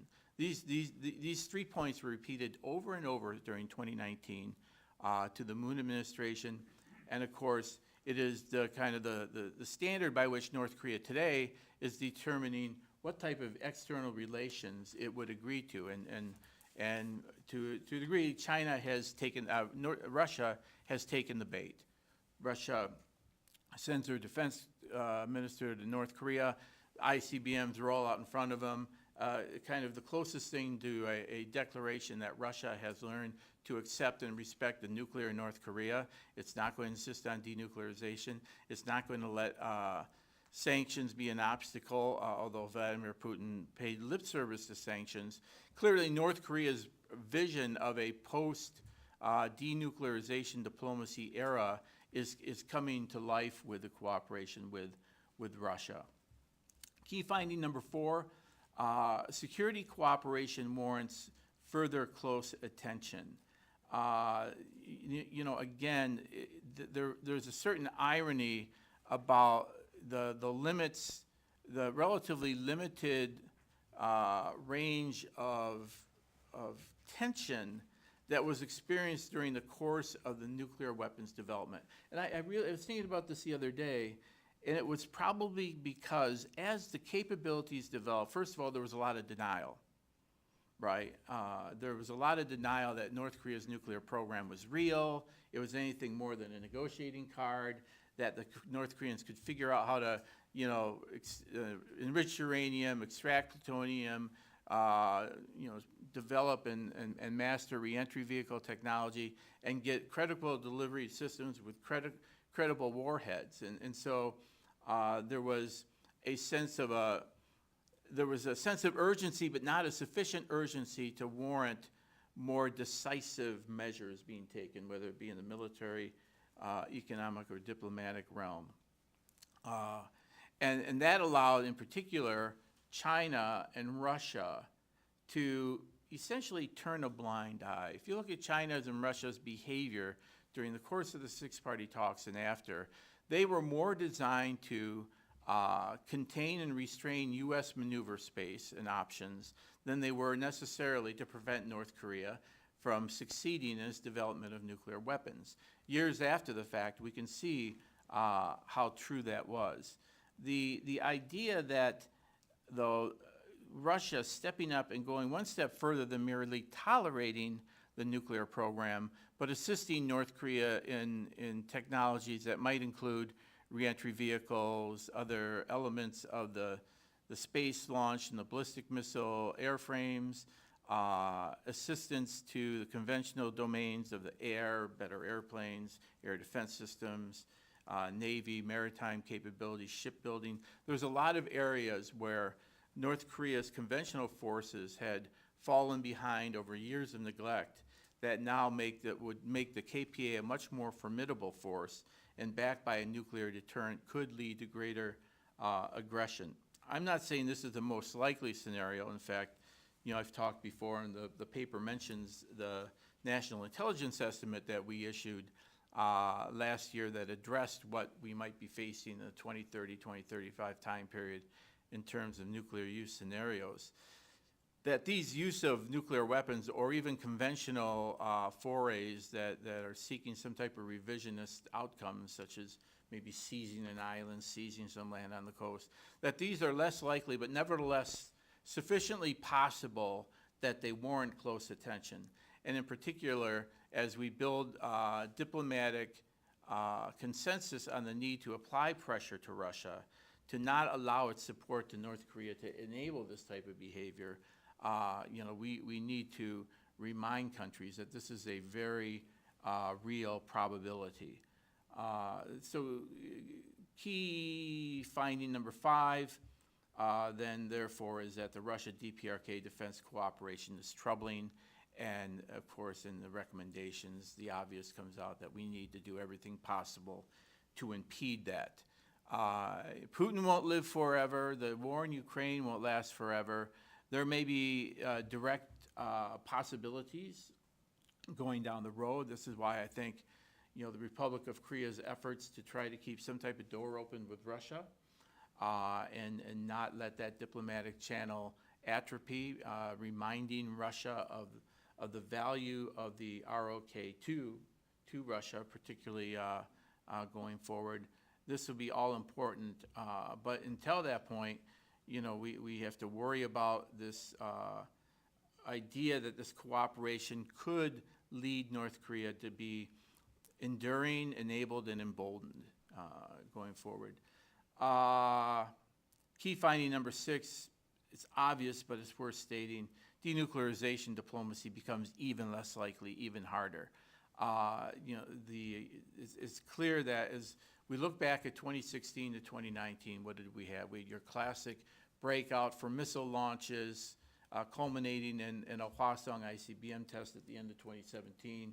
You had the pivot to diplomacy in 2018. It kind of crescendoed all to the point of Hanoi, and then a follow-on Panmunjom meeting. But after that, we've seen no particular signs North Korea's interested in diplomacy. Analysts had become accustomed to seeing this battle rhythm of breakout, return to diplomacy, breakout, return to diplomacy. It may, particularly given the progress that North Korea is making with Russia, they have even less of a need to engage the United States. How much time? Right now? 3 minutes. Oh, that's a lot. Okay. Key finding number 7 is the sustainability of this relationship remains uncertain. And maybe that's where there's some ray of hope. I mean, if you look at the counterfactual question of whether Putin Kim would have ever met if it had not been for the war in Ukraine, we can see how kind of situationally dependent. This is not a strategic, natural marriage of two like-minded, partners pursuing a new world order. This is a marriage of convenience, and it's obviously both sides are saying the right thing, but in the longer term, it's hard to imagine Russian foreign policy that is dependent upon, North Korea as a robust, meaningful member of that. So, recommendations going forward, and I'll wrap it up a little bit early to allow for more questions. Number 1, sustain deterrence, reassurance, and assurance. Okay, all 3 of those words should come out of our mouth whenever we talk about any one of them, because there's no active deterrence towards North Korea that, we don't consider the reassurance implications for the ROK, that this is a demonstration of the types of capabilities we can bring to the table should you be attacked, as well as the assurance to North Korea that if you don't attack, if you come back to the table, we are ready and able at any time. So we need to strengthen bilateral alliances while building multilateral capacity. I think there's been a lot of progress.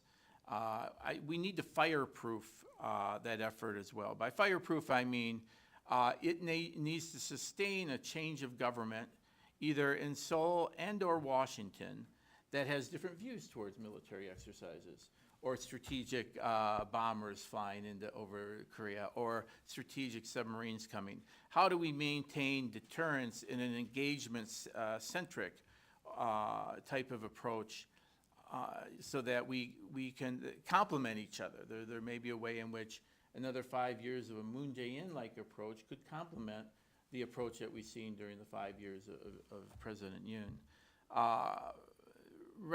Recommendation number 3, we need to work China. China needs to understand, I remember these long discussions during, our diplomatic encounters, and also in their public statements, right? What's their top priority? Stability. Denuclearization comes after stability. That's because stability has never been challenged by the failure to achieve denuclearization. Now it is. Now the idea that North Korea's nuclear weapons actually are devices that could be potentially used in a way highly detrimental to China's interests is only now beginning to take root. I think there's still an inherent conscious or unconscious bias to believe that, well, the capability there surely can deter, the intent's not there. If the intent's not there, we really don't have anything to worry about. If Kim wants to spend all these resources building uranium enrichment plants and airframes, let him do it. Nobody, loses any sleep over it. China needs to realize how dangerous the peninsula is getting. And so with that, that's kind of a loose overview of what was in the paper. Jenny. Thanks, Clint and KEI, and thanks, Sid. I always enjoy reading your work and having these discussions with you, and we've seen a lot of each other lately. The paper is, it's a real tour de force, and it's a great overview of, historic relations between North Korea towards China and Russia. I have a couple specific comments about the paper itself, and then some broader points about some of the premises. I did find one specific note in your talk about sort of the charm offensive eras and the idea that North Korea has breakout and then they come back to negotiations. You listed a number of different interventions of engagement, but you specifically left out the agreed framework negotiations. And I don't know if that was intentional or accidental. And at first, I thought that it was intentional because you did characterize this category of diplomacy as seeking concessions without substantive progress. And perhaps you meant that you did include it because there was at least some substantive progress during that time. But then you did include Madeleine Albright's visit to North Korea in 2000. So I'm wondering if you can just comment on that in your remarks, and why there was that omission.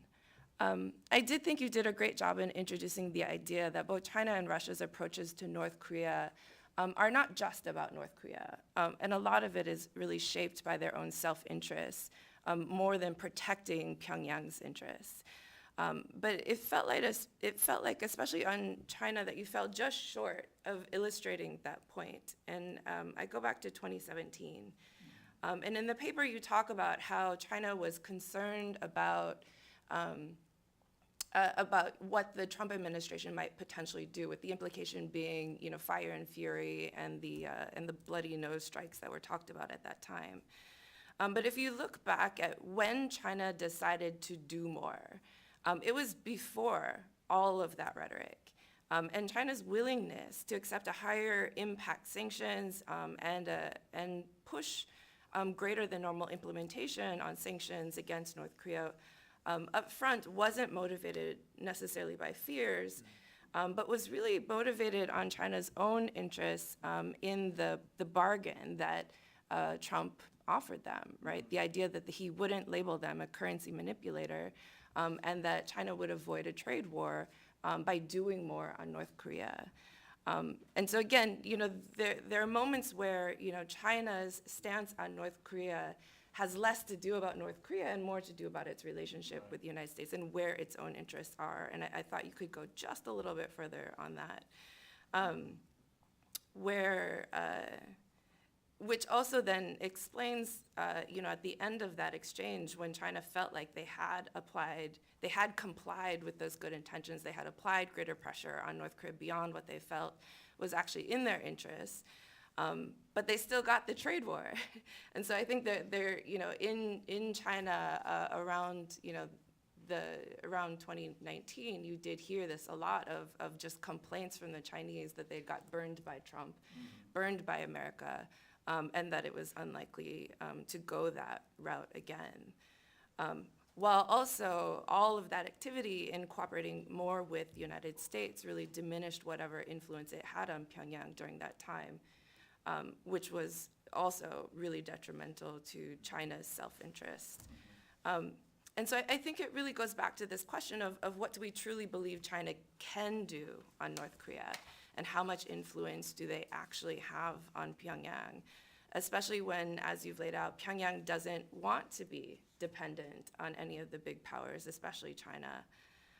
And then, what does China actually consider to be in its interest in order to compel cooperation? Even Russia's stance on North Korea, in the past on sanctions, Russia has agreed to new sanctions in response to North Korea's nuclear development, but always with reservations and carve-outs for Russian interests. And so whether we think now that Russia's stance on North Korea is tactical or strategic, Moscow clearly sees a role for North Korea right now in its war against the West, and that's obviously very beneficial to the North Koreans. But it has also accepted North Korea's nuclear status, which you have alluded to, which does have long-term implications. And so, while Putin might have given lip service to sanctions, he also gifted Kim Jong-un a luxury car and held the summit at a space launch station. So, how much any of that lip service actually matters anymore, especially after the veto at the UN Security Council, is really up for questions. So, I think we also need to be careful about how much we characterize China and Russia together. If we're looking at triangular relations versus trilateral relations, right? And I think, China's stance has historically prioritized, China's stance has prioritized stability over denuclearization because the goal has ultimately been to protect Chinese interests. It doesn't want instability on its borders. It doesn't want refugees flooding into the country. It doesn't want the distractions to its own economic development. But China does consistently condemn North Korea's nuclear tests, their nuclear developments, and still consistently advocates for a denuclearization agenda and getting back to a denuclearization agenda. I think the challenge we have between the US and Beijing is fundamentally we disagree on what is an effective strategy for denuclearizing North Korea and approaching North Korea about denuclearization, and what approach can be taken that won't lead to instability or conflict on China's borders.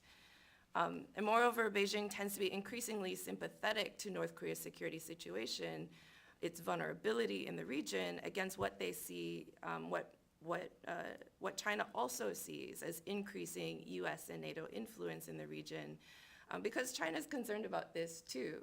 So it's hard, again, to really find how we convince, it's easy to say, here's why this shouldn't be in your interest, but it's harder to show why it should be in their interests when there are similar perceptions about regional developments. I think in your section about austerity and self-reliance, you describe the path as one that minimizes the importance of diplomacy for North Korea.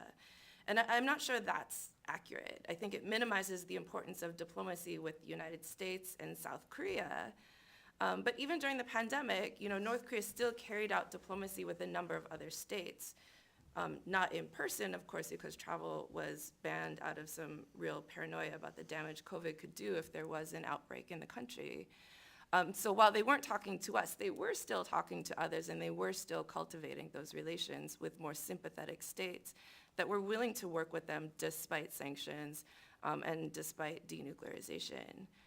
I think, again, when we talk about triangular relations, Moscow and Beijing on this aspect are really not on the same page when it comes to North Korea right now. Moscow seems to have accepted and is willing to benefit from North Korea's nuclear status, seems to be helping North Korea bolster its capabilities, and is a beneficiary of a stronger North Korean capability. But Beijing has not and does not. And China still wants to be part of the international system and still wants to play a significant role in global governance. It still talks about a need to denuclearize the Korean Peninsula, even if we don't agree on the approach.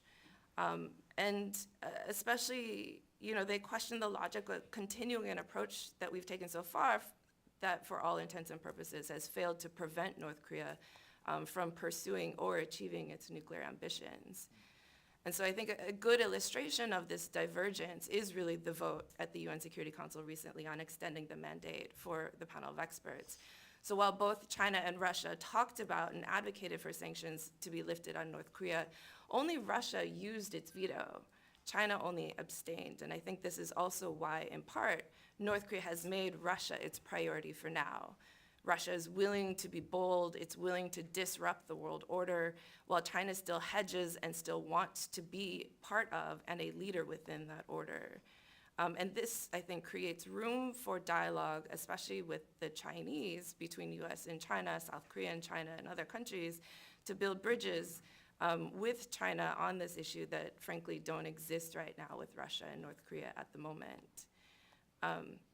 I think just as a final thought, when you say that the concept of trying to get back to diplomacy after, after North Korea's, breakout couple of years now, I think we need to step back a little and not look at North Korea in a political vacuum. And I think we need to recognize, one, that the strategy of relying on big powers to restrain small powers' actions it does not seem a very effective strategy in the current geopolitical environment. Russia's invasion of Ukraine and threats to use nuclear weapons have made the threat of nuclear use real again. And the global response to that has been to see nukes as the answer to security dilemmas. So as long as this trend exists, it's really hard to make the case that any one country with nukes is destabilizing.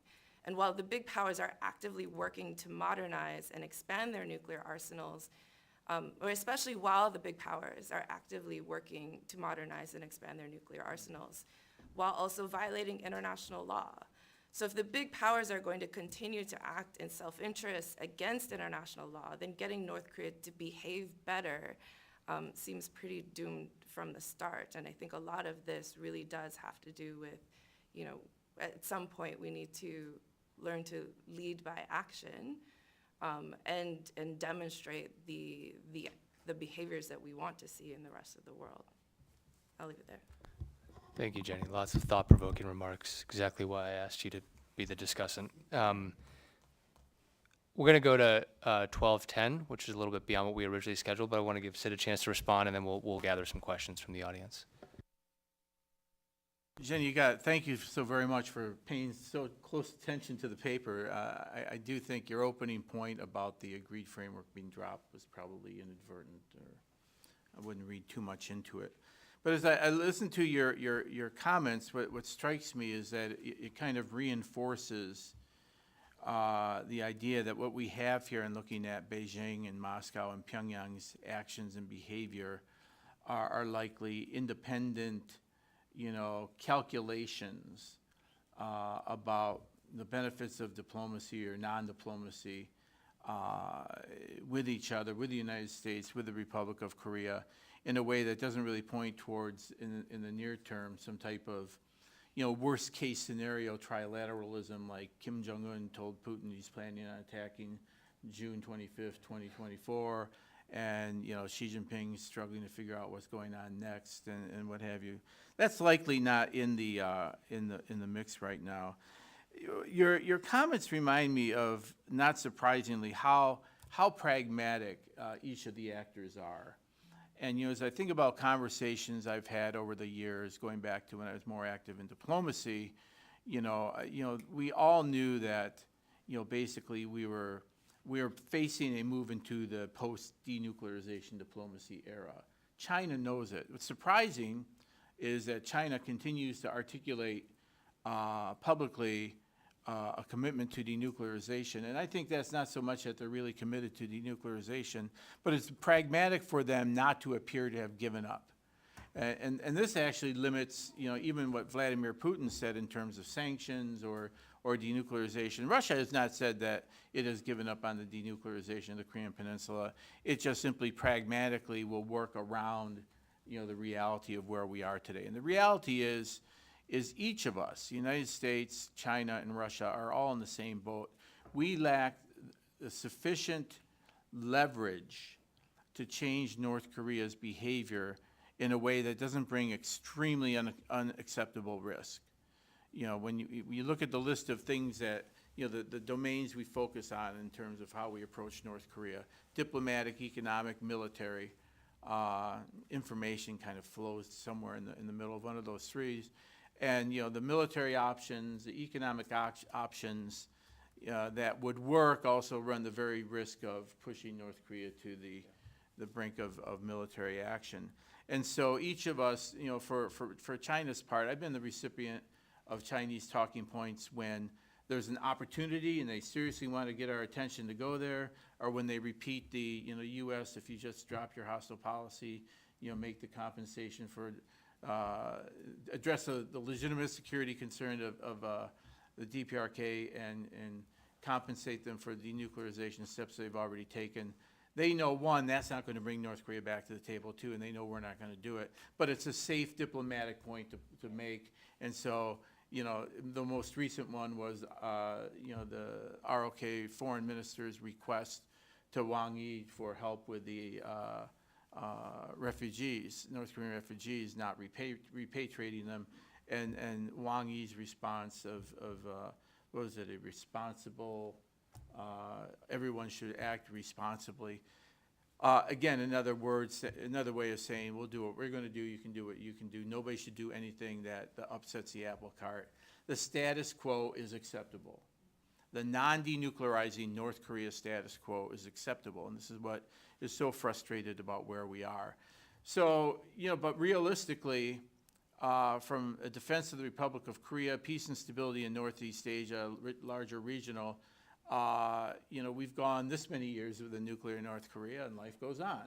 And so, and then when you weigh the actions you could take that might destabilize it, and accepting the status quo, that leads to the repeated, reverting to the status quo. And that's our best case scenario.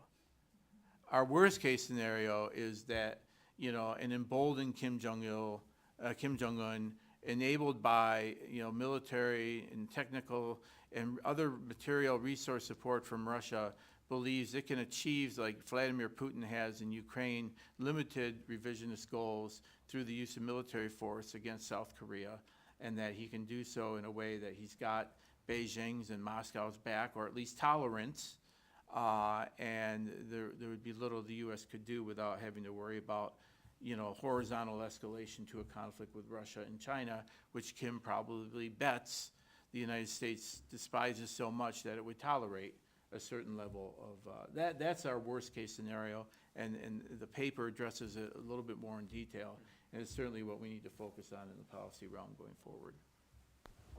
All right, I want to open things up to audience questions. Let's gather a few. I see Scott in the back here, and then right there. We'll do 3, and then that'll be that.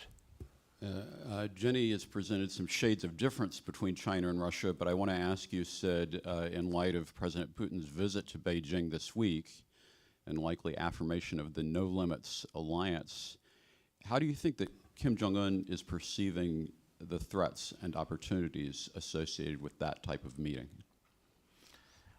He he probably is not surprised at all by the rhetorical messaging posture the two sides have taken. Russia aggressively executing a war against Ukraine, willing to highlight the relationship with the DPRK, and not making no mention of the nature of the types of weapons the DPRK are providing to Russia, wanting to at least keep that out of the messaging domain. And Xi Jinping, who is supporting Russia's war effort in many ways, but you know, for their public posturing is one of caution and neutrality.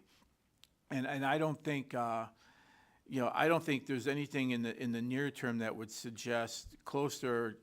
Our goal is closer Chinese-Russia cooperation, where China would moderate Russia's behavior, right?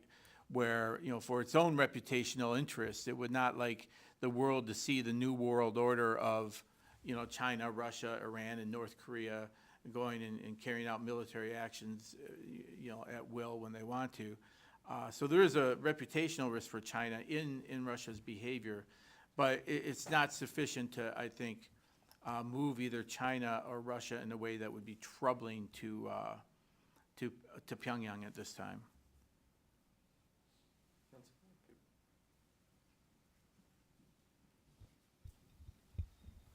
Could we actually gather both questions, this gentleman's and then back here as well afterwards? Yeah, thank you. Yeah, what a great discussion.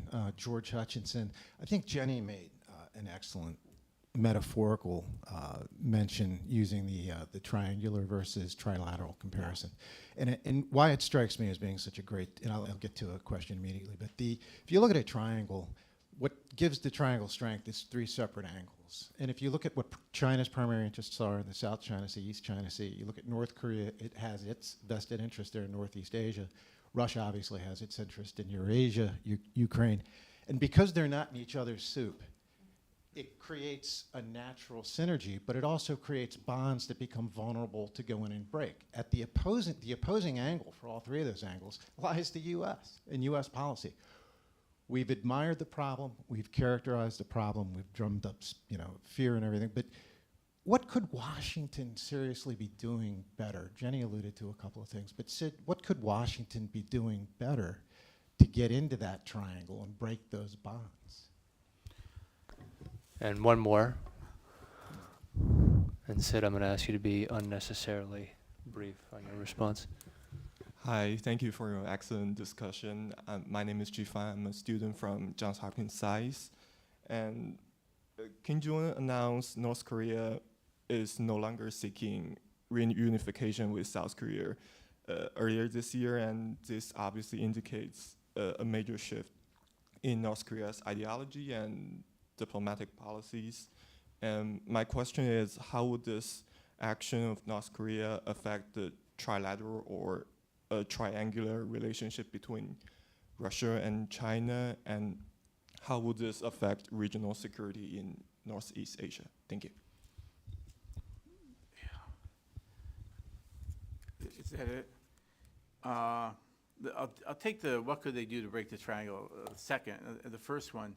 You know, I spent a career in the intelligence community where, you know, naturally the scope of what we write on, the issues on which we focus on, are the ones that either there's been a direct articulation of a policy dimension that needs to be answered or addressed, or that we preemptively see, and maybe it's something over the horizon that a policymaker might not otherwise ask. So I tend to look at issues like the abandonment of the reunification formula in terms of what's its impact on U.S. interest, what's its interest on South Korea interest, and looking at the debates about what it means, what are the implications, the reversibility of the statement, what it would look like under a return of progressives to the presidential offices in Korea. I can't find anything that would support the assertion that this is a major action with major implications, at least for the foreseeable future. You know, one day we might see, you know, we're doing a day after review of what happened as South Korean vessels were shot at, and South Korea responded with a launch on artillery and on the naval headquarters, and then North Korea launches a limited nuclear strike on Incheon, and then we all go to the negotiating table. Where did it all start? Well, it started when reunification was dropped and South Korea was articulated as a hostile state. South Korea has always been a hostile state. North Korea has had a messaging challenge over the years in terms of how you call the 당국자, right, the responsible authorities, puppets, clueless, worthless human scum, while talking about the South Korean people who we love as fellow compatriots, or the evil ROK military and the harmless ROK president. I mean, they've had to work around it. This may just be a way of addressing, desires among the next generation for quicker integration with South Korea, which is regime threatening. So I'll leave that as that. So for now, there's not enough evidence that this really will have a significant policy impact that impacts stability on the peninsula in any way that these trends, hatred towards the South, et cetera, already did. Before you answer that final question, Jenny just wants to weigh in on that Sure. last one, and quickly if you Maybe might. I'm blind to something. I guess I would agree and disagree. I disagree with the idea that it's not a major policy shift. It is a major policy shift. And what Kim Jong-un has done is he's basically rejected Kim Il-sung's founding principles, which is a major move away from tradition, and one that he can't really come back from, and he can't reverse at any time soon. And he has made, he has taken steps to sort of remove reunification from the ideology, from the rhetoric, from the the symbols of this as well, so that this isn't a short-term tactical thing that they're doing to try and get something, but it is an actual change in policy. But I agree with the notion that I don't think it has major security implications right now, because even while they had special status, North Korea never once hesitated to threaten South Korea in the past. It's never once, prevented them from building up arms against South Korea. It didn't stop them from building up nuclear weapons, presumably also against South Korea and the United States. So I would just leave it there. Okay.